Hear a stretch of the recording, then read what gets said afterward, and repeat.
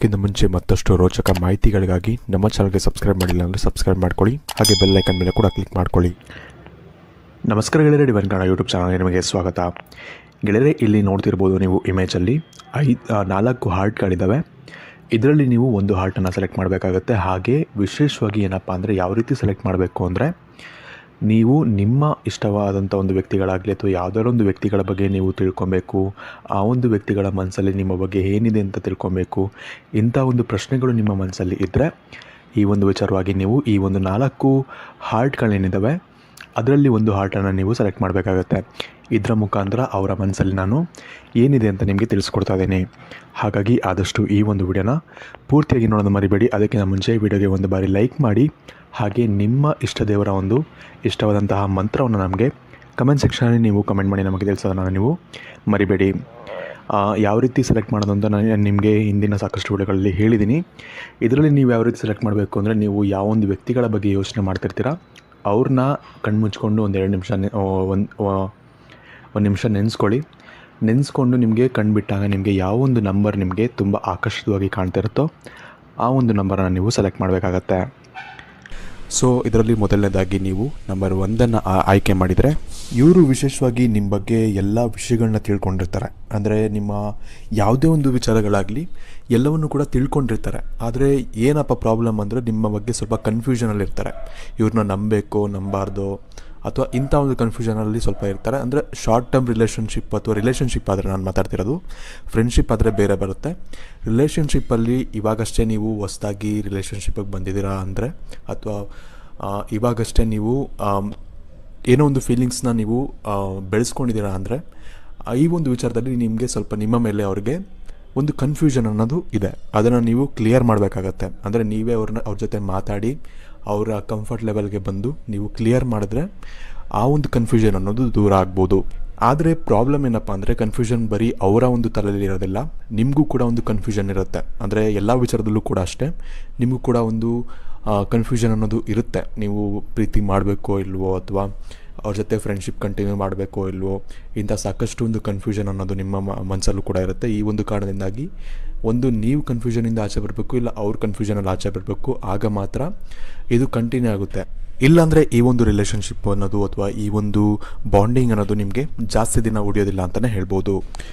ಇದರ ಅರ್ಥ ಏನಪ್ಪ ಅಂದರೆ, ಎಲ್ಲೋ ಒಂದು ಕಡೆ ನಿಮ್ಮ ಪ್ರಾಬ್ಲಮ್ ಅನ್ನೋದು ಹೆಚ್ಚಾಗಿ ಕಾಣಿಸ್ತಿದೆ ಅಂತಲೇ ಹೇಳ್ಬೋದು. ನೀವು ಕೆಲವೊಂದು ಸತಿ ಓಪನ್ ಅಪ್ ಆಗಬೇಕಾಗತ್ತೆ. ಅಂದರೆ ಏನೇ ವಿಷಯ ಇದ್ರೂ ಅವ್ರ ಹತ್ರ ಶೇರ್ ಮಾಡ್ಕೊಳ್ಳೋದಾಗಲಿ, ಅಥವಾ ನಿಮ್ಮ ಒಂದು ರೆಸ್ಪಾನ್ಸಿಬಿಲಿಟೀಸ್ ಅಥವಾ ನಿಮ್ಮ ಒಂದು ಕರ್ತವ್ಯಗಳೇನಿರುತ್ತೆ ಅದನ್ನು ನೀವು ಅರ್ಥ ಮಾಡ್ಕೊಳ್ಳೋದಾಗಲಿ, ಇಂಥ ಸಾಕಷ್ಟು ವಿಷಯಗಳಲ್ಲಿ ನೀವು ಸ್ವಲ್ಪ ಇಂಟ್ರೆಸ್ಟ್ ಕಮ್ಮಿ ತೋರಿಸ್ತೀರಾ. ಅದರಿಂದ ಕೂಡ ಅವರು ಒಂದು ಕನ್ಫ್ಯೂಷನಲ್ಲಿ ಇರ್ತಾರೆ. ಈ ಒಂದು ಕನ್ಫ್ಯೂಷನ್ನ ನೀವು ಕ್ಲಿಯರ್ ಮಾಡಿ ನಿಮ್ಮ ಜೀವನದಲ್ಲಿ ರೆಸ್ಪಾನ್ಸಿಬಿಲಿಟೀಸ್ನ ತಗೊಳ್ಳಿ, ಕರ್ತವ್ಯಗಳನ್ನ ನಿರ್ವಹಿಸ್ಕೊಳ್ಳಿ.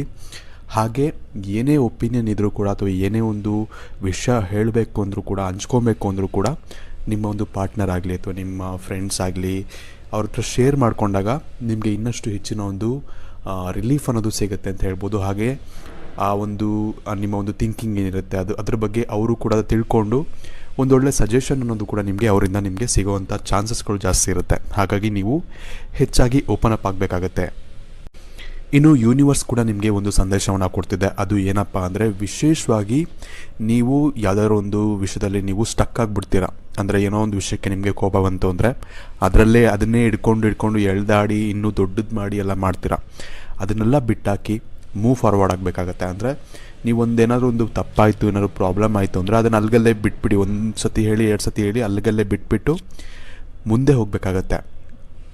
ಈ ಒಂದು ಕಾರಣದಿಂದಾಗಿ ನಿಮಗೆ ಸಾಕಷ್ಟೊಂದು ತೊಂದರೆಗಳನ್ನ ಎದುರಿಸಬೇಕಾಗತ್ತೆ. ಹಾಗಾಗಿ ನೀವು ಏನೇ ಪ್ರಾಬ್ಲಮ್ ಆದರೂ ಕೂಡ ಲೈಫಲ್ಲಿ ಅದನ್ನು ಅಲ್ಲಿ ತಲೆ ಕೆಡಿಸ್ಕೊಳ್ಳೋಕ್ಕೆ ಹೋಗ್ಬಿಡಿ. ಹೆಚ್ಚಾಗಿ ಅದನ್ನು ಅಲ್ಲೇ ಬಿಟ್ಟು ಬೇರೆ ಒಂದು ವಿಷಯದ ಬಗ್ಗೆ ನೀವು ಹೆಚ್ಚಿನದಾಗಿ ಗಮನವನ್ನು ಕೊಡಬೇಕಾಗತ್ತೆ. ಬೇರೆ ವಿಷಯ ಅಂದರೆ ಯಾವ್ದು ನಿಮಗೆ ಇಂಪಾರ್ಟೆಂಟು, ಯಾವುದರಿಂದ ನಿಮಗೆ ಒಳ್ಳೆಯದಾಗುತ್ತೆ ಅದರ ಬಗ್ಗೆ ಮಾತ್ರ ನೀವು ಯೋಚನೆ ಮಾಡಿದ್ರೆ ನಿಮಗೆ ಒಳ್ಳೆಯದಾಗತ್ತೆ ಅಂತ ಹೇಳ್ಬೋದು.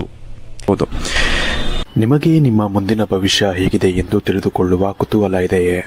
ಹಾಗೆ ನಿಮ್ಮ ಮಕ್ಕಳ ಮುಂದಿನ ಭವಿಷ್ಯ ಹೇಗಿದೆ ಎಂದು ತಿಳಿದುಕೊಳ್ಳುವ ಕುತೂಹಲ ಕೂಡ ನಿಮಗೆ ಇದ್ದೇ ಇರುತ್ತೆ. ಹಾಗಿದ್ದರೆ ನಿಮಗೆ ನಿಮ್ಮ ಹಾಗೂ ನಿಮ್ಮ ಮಕ್ಕಳ ಜಾತಕದ ಅವಶ್ಯಕತೆ ಇದೆ. ಹಾಗಿದ್ರೆ ಇಲ್ಲಿದೆ ನಿಮಗೆ ಸುವರ್ಣಾವಕಾಶ. ಡಿವೈನ್ ಕನ್ನಡ ವತಿಯಿಂದ 499ಕ್ಕೆ ಸಿಗುವಂತಹ ಕಂಪ್ಲೀಟ್ ಜಾತಕ ನಿಮಗೆ ಕೇವಲ 299 ರೂಪಾಯಿಗೆ ಸಿಗ್ತಾ ಇದೆ. ಜಾತಕದಲ್ಲಿ ನಿಮಗೆ ವಿದ್ಯಾಭ್ಯಾಸ, ವಿವಾಹ, ಉದ್ಯೋಗ, ಆರೋಗ್ಯ, ಸಂತಾನ ಹಾಗೆ ವ್ಯಾಪಾರ ವ್ಯವಹಾರಕ್ಕೆ ಸಂಬಂಧಪಟ್ಟಂತಹ ಎಲ್ಲ ಮಾಹಿತಿಗಳು ನಿಮಗೆ ಈ ಒಂದು ಜಾತಕದಲ್ಲಿ ನಿಮಗೆ ಸಿಗುತ್ತೆ.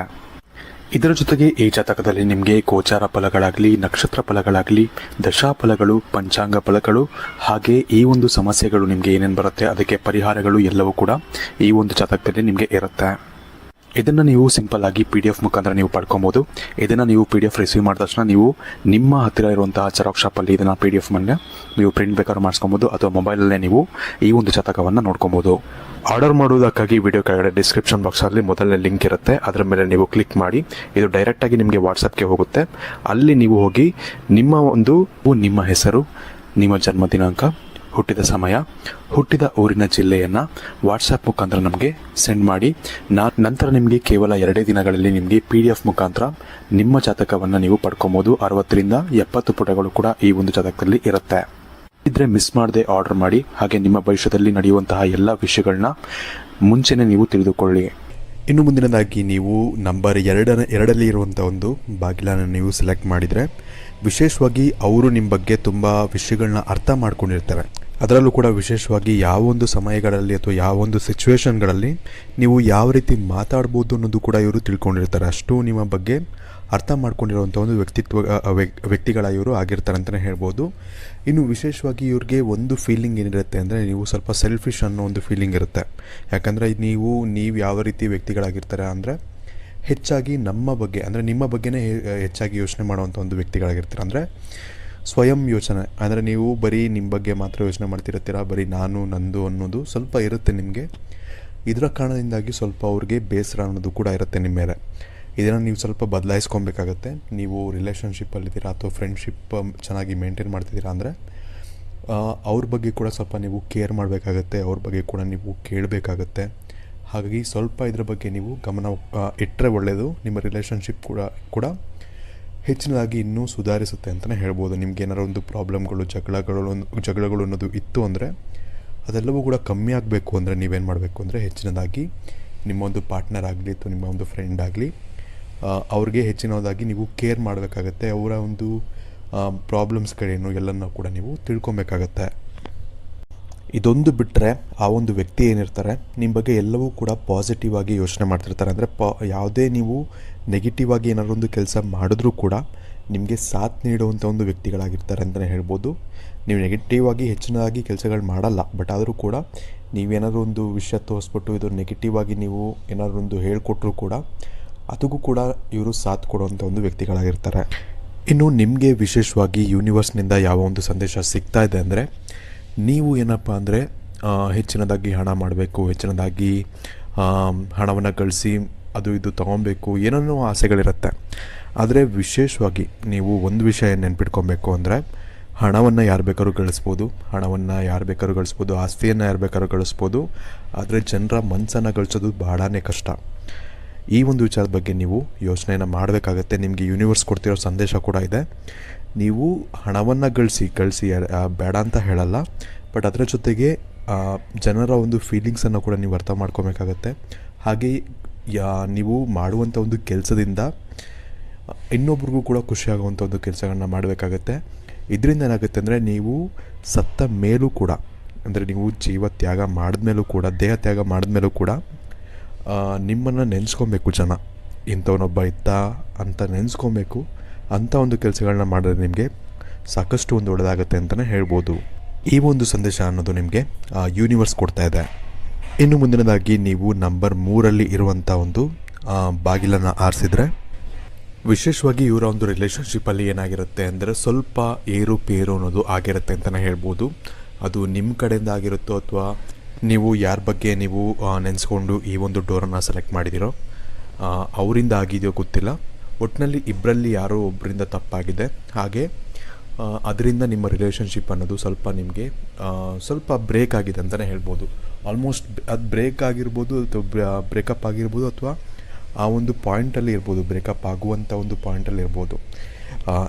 ಈ ರೀತಿಯಾದಂಥ ಒಂದು ಸಂದೇಶ ಈ ಒಂದು ವಿಶೇಷವಾಗಿ ಈ ಒಂದು ನಂಬರ್ ಕೊಡ್ತಾ ಇದೆ.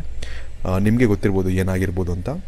ಇದರಲ್ಲಿ ಲವರ್ಸ್ ರಿಲೇಷನ್ಶಿಪ್ ಅಂತಲೇ ಹೇಳೋಕ್ಕಾಗಲ್ಲ. ನಿಮ್ಮ ಫ್ರೆಂಡ್ಸ್ ಬಗ್ಗೆ ಯೋಚನೆ ಮಾಡ್ತಿದ್ರು, ಅದರಲ್ಲೂ ಕೂಡ ಅಷ್ಟೇ. ನಿಮ್ಮ ಫ್ರೆಂಡ್ಸ್ ಮಧ್ಯೆ ಸಣ್ಣ ಪುಟ್ಟ ಮಾತುಕತೆ ನಡೆದು ಏನಾದ್ರು ಒಂದು ಪ್ರಾಬ್ಲಮ್ ಆಗಿ ಅದರಲ್ಲೂ ಕೂಡ ಇಂಥ ಘಟನೆಗಳು ನಡೆದಿರ್ಬೋದು. ಅಂದರೆ ಫ್ರೆಂಡ್ಶಿಪ್ ಬ್ರೇಕ್ ಆಗೋದು ಅಥವಾ ಅವ್ರ ಹತ್ರ ಮಾತಾಡದೇ ಇರೋದು ಅಥವಾ ಅವರು ನಿಮ್ಮ ಹತ್ರ ಮಾತಾಡದೇ ಇರೋದು, ಇಂಥ ಒಂದು ಘಟನೆಗಳು ನಡೆದಿರ್ಬೋದು ಅಂತ ಇಲ್ಲಿ ತೋರಿಸ್ತಾ ಇದೆ. ಇದರಲ್ಲಿ ನಾನು ನಿಮಗೆ ಏನು ರೆಕಮೆಂಡ್ ಮಾಡ್ತೀನಿ ಅಂದರೆ, ತಪ್ಪು ನಿಮ್ಮಿಂದ ಆಗಿತ್ತು ಅಂದರೆ, ಅವರಿಂದ ಅಲ್ಲ, ತಪ್ಪೇನಾದ್ರು ನಿಮ್ಮಿಂದ ಆಗಿತ್ತು ಅಂದರೆ ಹೋಗಿ ಸಾರಿ ಕೇಳಿ. ಯಾಕಂದರೆ ನಿಮಗೆ ಬೇಕು ಅಂದರೆ ನಿಮ್ಮ ರಿಲೇಷನ್ಶಿಪ್ ಹಂಗೆ ಇರಬೇಕು, ಚೆನ್ನಾಗಿ ಮುಂದೆ ಹೋಗಬೇಕು ಅನ್ನೋ ಒಂದು ಥಿಂಕಿಂಗ್ ನಿಮಗೆ ಇದ್ದರೆ ಹೋಗಿ ನೀವೇ ಸಾರಿ ಕೇಳಿ. ಯಾಕಂದರೆ ಸಾರಿ ಕೇಳೋದ್ರಿಂದ ಯಾರೂ ಕೂಡ ಚಿಕ್ಕವರಾಗಲ್ಲ. ತಪ್ಪಾಯಿತು ಅಂತ ಕೇಳ್ಕೊಳ್ಳಿ. ನಿಮ್ಮಿಂದ ತಪ್ಪಾಗಿದ್ದರೆ ತಪ್ಪಾಯಿತು ಅಂತ ಕೇಳಿಕೊಂಡು ರಿಲೇಷನ್ಶಿಪ್ಪನ್ನು ಕಂಟಿನ್ಯೂ ಮಾಡೋಕ್ಕೆ ಪ್ರಯತ್ನವನ್ನು ಪಡಿ. ಯಾಕಂದರೆ ನಾವು ಎಷ್ಟು ದಿನ ಇರ್ತೀವಿ ಅಂತ ಗೊತ್ತಿಲ್ಲ ಈ ಒಂದು ಜಗತ್ತಲ್ಲಿ. ಹಾಗಾಗಿ ಆದಷ್ಟು ನೀವು ಪ್ರೀತಿಯನ್ನು ಹಂಚಬೇಕು ಅನ್ನೋ ಒಂದು ಕಾರಣದಿಂದಾಗಿ ಈ ಒಂದು ವಿಷಯನ ಹೇಳ್ತಿದ್ದೀನಿ. ಕೈಲಾದರೆ ಅದನ್ನು ಸರಿ ಮಾಡ್ಕೊಳ್ಳೋಕ್ಕೆ ನೋಡಿ. ನಿಮಗೂ ಇಷ್ಟ ಇಲ್ಲ ಅಂದರೆ ಅದು ನಿಮಗೆ ಬಿಟ್ಟಿದ್ದು ಅಂತಲೇ ಹೇಳ್ಬೋದು. ವಿಶೇಷವಾಗಿ ಈ ಒಂದು ಬಾಗಿಲನ್ನ ಸೆಲೆಕ್ಟ್ ಮಾಡಿರೋರಿಗೆ ಈ ಒಂದು ಸಂದೇಶ ಅನ್ನೋದು ನಿಮಗೆ ತೋರಿಸ್ತಾ ಇದೆ. ಇನ್ನು ಯೂನಿವರ್ಸ್ ಕಡೆಯಿಂದ ನಿಮಗೆ ಏನು ಸಂದೇಶ ನಿಮಗೆ ಸಿಗ್ತಾ ಇದೆ ಅಂತ ನಾನು ಹೇಳ್ತೀನಿ, ಕೇಳಿಸ್ಕೊಳ್ಳಿ. ವಿಶೇಷವಾಗಿ ನಿಮಗೆ ಯೂನಿವರ್ಸ್ ಏನು ಸಂದೇಶ ಕೊಡ್ತಿದೆ ಅಂದರೆ, ನಾನು 2 ನಂಬರ್ಗೆ ಏನು ಹೇಳ್ತಿದೆ ಅದೇ ಸಂದೇಶವನ್ನು ನಿಮಗೂ ಕೂಡ ಕೊಡ್ತಾ ಇದೆ. ವಿಶೇಷವಾಗಿ ದೇವರು ನಿಮಗೆ ಯಾವುದೋ ಒಂದು ವಿಷಯದಲ್ಲಿ ಟ್ಯಾಲೆಂಟ್ ಅನ್ನೋದನ್ನ ಕೊಟ್ಟಿದ್ದಾನೆ. ಅಂದರೆ ಅದು ಹಾಡಾಡೋದ್ರಲ್ಲಾಗಿರ್ಬೋದು ಅಥವಾ ಬರವಣಿಗೆಯಲ್ಲಾಗಿರ್ಬೋದು ಅಥವಾ ಯಾವುದೋ ಒಂದು ವಿಷಯದಲ್ಲಿ, ನೀವು ಓದಿನ ಬಗ್ಗೆ ಆದರೂ ಪರವಾಗಿಲ್ಲ, ಯಾವುದೋ ಒಂದು ವಿಷಯದಲ್ಲಿ ನಿಮಗೆ ತುಂಬ ಒಂದು ಒಳ್ಳೆಯ ಒಂದು ಟ್ಯಾಲೆಂಟನ್ನು ಕೊಟ್ಟಿದ್ದಾನೆ. ಅದನ್ನು ನೀವು ಬಳಸ್ಕೊಂಡು, ಅಂದರೆ ಒಳ್ಳೆಯ ರೀತಿಯಲ್ಲಿ ಬಳಸ್ಕೊಂಡು ನೀವು ಭಾಳಷ್ಟು ಫೇಮಸ್ ಆಗ್ಬೋದು. ವಿಶೇಷವಾಗಿ ಯೂನಿವರ್ಸ್ ಕೂಡ ನಿಮಗೆ ಇದೇ ಸಂದೇಶವನ್ನು ಕೊಡ್ತಿದ್ದೆ. ಏನಪ್ಪ ಅಂದರೆ, ನೀವು ಟ್ಯಾಲೆಂಟನ್ನು ಒಳ್ಳೆಯದಕ್ಕೆ ಬಳಸ್ಕೊಂಡು ನೀವು ಸತ್ತ ನಂತರ ಕೂಡ, ನೀವು ದೇಹ ತ್ಯಾಗ ಮಾಡಿದ ನಂತರ ಕೂಡ ಜನ ನಿಮ್ಮನ್ನು ನೆನೆಸ್ಕೊಬೇಕು. ಆ ರೀತಿಯಾದ ಒಂದು ಕೆಲಸಗಳನ್ನ ಮಾಡಿ ನೀವು ಹೆಚ್ಚಿನ ಹಣವನ್ನು ಗಳಿಸಿದರೆ ಅದರಿಂದ ಜನರಿಗೂ ಕೂಡ ಸಹಾಯವನ್ನು ಮಾಡಿ, ಅದರಿಂದ ನಿಮಗೂ ಕೂಡ ಒಳ್ಳೆಯದಾಗುತ್ತೆ. ಅದ್ರ ಜೊತೆಗೆ ನಿಮ್ಮ ಒಂದು ಮಕ್ಕಳು ಅಥವಾ ನಿಮ್ಮ ಒಂದು ಮಕ್ಕಳು, ಅಂದರೆ ನಿಮ್ಮ ಕಮ್ಮಿಂಗ್ ಜನ್ರೇಷನ್ ಅವ್ರಿಗೂ ಕೂಡ ನೀವು ಮಾಡಿರುವಂಥ ಒಂದು ಒಳ್ಳೆಯ ಒಂದು ಕೆಲಸಗಳಿಂದ ಅವ್ರಿಗೂ ಕೂಡ ಒಳ್ಳೆಯ ಒಂದು ಫಲಗಳು ಅಥವಾ ಒಳ್ಳೆಯ ಒಂದು ಪೊಸಿಷನ್ಗೆ ಹೋಗುವಂಥದ್ದು ಸಾಕಷ್ಟು ಹೆಚ್ಚಿನ ಒಂದು ಲಾಭಗಳು ಅನ್ನೋದು ಅವ್ರಿಗೂ ಕೂಡ ಸಿಗುತ್ತೆ ಅಂತಲೇ ಹೇಳ್ಬೋದು. ಹಾಗಾಗಿ ಒಳ್ಳೆಯ ಒಂದು ಹೆಸರನ್ನು ಗಳಿಸಿ ಅನ್ನೋ ಒಂದು ಸಂದೇಶವನ್ನು ನಿಮಗೆ ಯೂನಿವರ್ಸ್ ಅನ್ನೋದು ಕೊಡ್ತಾ ಇದೆ. ಇನ್ನು ನೀವು ಮುಂದಿನದಾಗಿ ನಂಬರ್ 4 ಇರುವಂಥ ಒಂದು ಡೋರನ್ನು ಆಯ್ಕೆ ಮಾಡಿದರೆ, ಇವರು ವಿಶೇಷವಾಗಿ, ಅಂದರೆ ನೀವು ಯಾರ ಬಗ್ಗೆ ಯೋಚನೆ ಮಾಡ್ತಿದ್ದೀರಾ ಅವರು ವಿಶೇಷವಾಗಿ ನಿಮ್ಮ ಗರ್ಲ್ ಫ್ರೆಂಡ್ ಅಥವಾ ಬಾಯ್ ಫ್ರೆಂಡ್ ಆಗಿರ್ಬೋದು ಅಥವಾ ಗಂಡ ಅಥವಾ ಹೆಂಡತಿ ಆಗಿರ್ಬೋದು. 90% ಈ ಒಂದು ನಂಬರ್ ಸೆಲೆಕ್ಟ್ ಮಾಡಿದವ್ರಿಗೆ ಹೇಳ್ತೀನಿ.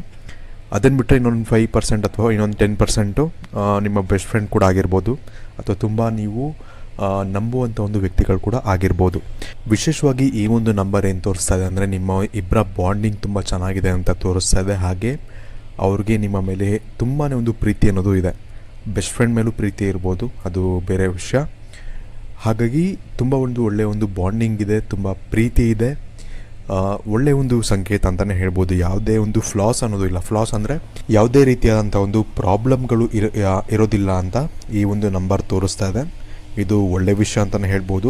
ಹಾಗೆ ಇನ್ನೊಂದು ವಿಷಯ ಏನಪ್ಪ ಅಂದರೆ, ಅವರು ನಿಮ್ಮ ಜೊತೆ ಹೆಚ್ಚಿನದಾಗಿ ಟೈಮ್ ಸ್ಪೆಂಡ್ ಮಾಡಬೇಕು, ಯಾವಾಗಲೂ ಇವ್ರ ಜೊತೆನೇ ಇರಬೇಕು ಅನ್ನೋ ಒಂದು ಯೋಚನೆಯನ್ನು ಕೂಡ ಮಾಡ್ತಾ ಇದ್ದಾರೆ ಅಂತಲೇ ಹೇಳ್ಬೋದು. ಇದು ಕೂಡ ನಿಮಗೆ ಒಳ್ಳೆಯ ವಿಷಯ ಅಂತ ಹೇಳ್ಬೋದು.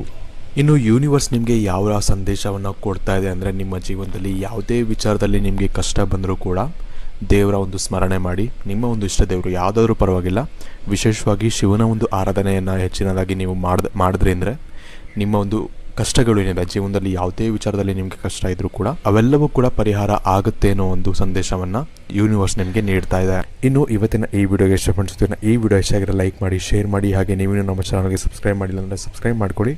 ಹಾಗೆ ನೀವು ಯಾವ ನಂಬರನ್ನು ಸೆಲೆಕ್ಟ್ ಮಾಡಿದ್ರಿ, ಹಾಗೆ ನಿಮ್ಮ ಬಗ್ಗೆ ನಾನು ಹೇಳಿದಂಥ ವಿಷಯಗಳು ನಿಮಗೆ ಎಷ್ಟು ರಿಲೇಟ್ ಆಯಿತು, ಎಷ್ಟು ರಿಲೇಟ್ ಆಗಲಿಲ್ಲ, ಅಂದರೆ ನಿಮ್ಮ ಪಾರ್ಟ್ನರ್ ಬಗ್ಗೆ ಅಥವಾ ನೀವು ಯೋಚನೆ ಮಾಡಿದಂಥವ್ರ ಬಗ್ಗೆ ಹೇಳಿದಂಥ ಒಂದು ಮಾತುಗಳು ಏನೇನಾಯಿತು ಅಂತ ನಮಗೆ ಕಮೆಂಟ್ ಸೆಕ್ಷನಲ್ಲಿ ಕಮೆಂಟ್ ಮಾಡಿ ನಮಗೆ ತಿಳಿಸೋದನ್ನು ನೀವು ಮರಿಬೇಡಿ. ಎಷ್ಟು % ರೇಟ್ ಆಯಿತು ಅಂತ ಬೇಕಾದ್ರೆ ನೀವು ಹೇಳ್ಬೋದು. 100% ಅಂದರೆ 100% ಅನ್ಬೋದು, 90% ಅಂದರೆ 90% ಅನ್ಬೋದು. ಸೊ ಧನ್ಯವಾದಗಳು.